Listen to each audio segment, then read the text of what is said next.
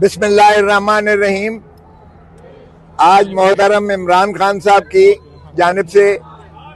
एक नालिश की गई थी, पिटीशन थी, जो सुप्रीम कोर्ट में हमें हिदायत हुई थी कि आप जो भी मामलात होंगे आप वो अदालत आलिया से रुजू करेंगे। चुनाचे वो उसी के तसलसल में हम यहाँ हाई कोर्ट में हमने जो है इस्लामाबाद हाई कोर्ट में, जहाँ के तोशाखाना बंद, जिसकी अपील जो है ज़ेरे तजवीज़ है, जिसमें हमने सेंटेंस को सस्पेंड करवाया था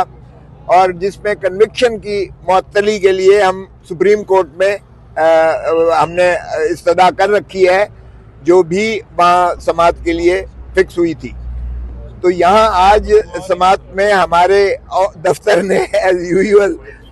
एतराज़ात लगाए थे हमारी पिटीशन पर, और पहले जब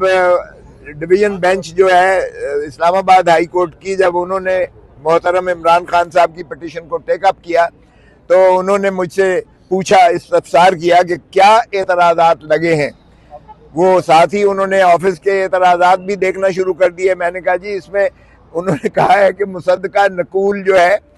फ्रेंड ऑफ द कोर्ट, जो बैरिस्टर सलमान सफदर साहब ने अदालत उज़्मा के चीफ जस्टिस साहब की सरबराही में 2 रुकनी बेंच के हुक्म पर, जो उनको फ्रेंड ऑफ द कोर्ट बनाकर इमरान खान साहब की लिविंग कंडीशन के बारे में उन्हें कहा गया था कि आप जाके मुशाहिदा कीजिएगा अडयाला जेल में, और इमरान खान साहब की लिविंग कंडीशन के बारे में उस हुक्म का जो 24 अगस्त 2023 को 24 अगस्त 2023 का हुक्म जो है उसकी तकमील करवाना सुप्रीम कोर्ट ने जो है वो लाजिम समझा। और ये 3 साल के बाद ये देखिएगा कि हमारी जो है वो इस्तदा पर उस पर अमलदारी शुरुआत हुई। तो अटॉर्नी जनरल साहब को भी ये कहा गया कि आप जो है सुपरिटेंडेंट जेल अडयाला जेल की जानिब से भी आप रिपोर्ट कीजिएगा कि उनकी सेहत के बारे में और उनकी लिविंग कंडीशंस के बारे में जो है, जो जिस तरह के वो अहकामात पहले चीफ जस्टिस की सरबराही में 3 रुकनी बेंच 24 अगस्त 2023 को कर चुकी थी, उसकी जो है तसलसल में आप रिपोर्ट कीजिएगा। चुनाचे वो ये 10 तारीख को ऑर्डर हुआ और 11 तारीख को उन्होंने जो है मुलाहिजा किया, और 12 मार्च जो है 2023 को ये सुप्रीम कोर्ट की 2 रुकनी बेंच ने उस पर जो है ऑर्डर्स किए और उनका मुआयना उस अंदाज से हुआ। लेकिन जो अमाइकस क्यूराई यानी फ्रेंड ऑफ द कोर्ट की 4 सिफारिशात थी। एक उनकी सिफारिश ये थी कि इनका मुआयना जो है किसी जो है अपना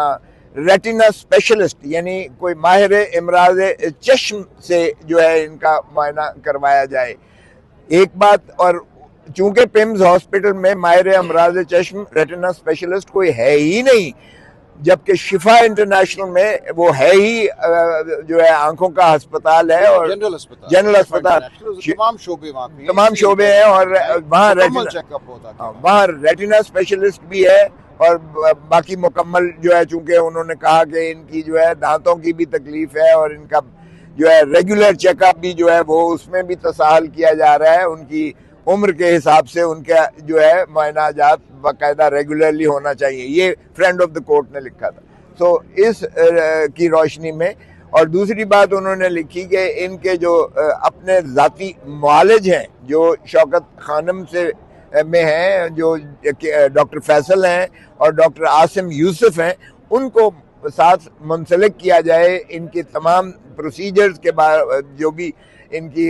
मेडिकल ट्रीटमेंट हो और मेडिकल एग्जामिनेशन हो, उसमें उन मुआलिज को शरीक और शामिल किया जाए, चूँकि उनके पास सारी इमरान खान साहब की साबका हिस्ट्री और उनका फैमिली हिस्ट्री मौजूद है, और इसीलिए उनको जो है उसके आर्जा जो भी इलाज होगा उसमें उनको जो है यकीनन फैसिलिटेशन मिलेगी। तीसरी बात जो है फ्रेंड ऑफ द कोर्ट ने जो सिफारिश की थी वो ये था कि फैमिली मेंबर्स को एसोसिएट किया जाए, क्योंकि फैमिली मेंबर्स की तसल्ली और तशफ़ी न सिर्फ लाजिम होती है बल्कि मरीज़ की भी, पेशेंट की भी जो है उसमें एक पहलू होता है जिसमें उसकी बीमारी आर्जे की जो है वो यकीनन बेहतरी होती है। सो फैमिली मेंबर्स का भी जो जेल रूल्स में भी मौजूद है उनको भी एसोसिएट करना लाजिम मुतसव्वर किया गया। और चौथा ये था कि ये जो सॉलिटरी कन्फाइनमेंट है और वकला को जो मिलने नहीं दिया जा रहा, ये भी इसकी भी फैसिलिटेशन की जाए। तो फ्रेंड ऑफ द कोर्ट की जो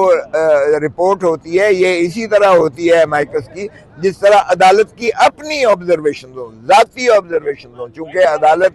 का वो फरीक नहीं होता किसी फरीक का, वो अदालती एक जो है नुमाइंदे के तौर पर जो सारी ऑब्जर्वेशन करता है और फाइनल रिकमेंडेशंस उनकी इसी तरह मुतसव्वर होती हैं जिस तरह वो अदालत की ही रिकमेंडेशन हो। तो उसी के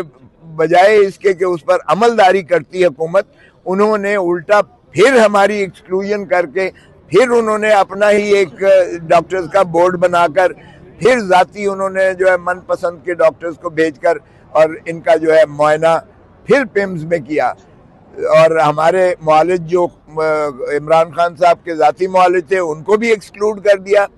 जो फैमिली मेंबर्स थे उनको भी शामिल शरीक न किया गया। और वकला को तो आज तक 5 महीने से उनको जो है मुलाकात ही मुयसर नहीं आ रही है। तो इन तमाम तहफ़्फ़ुज़ात के बाद हमने फिर जो है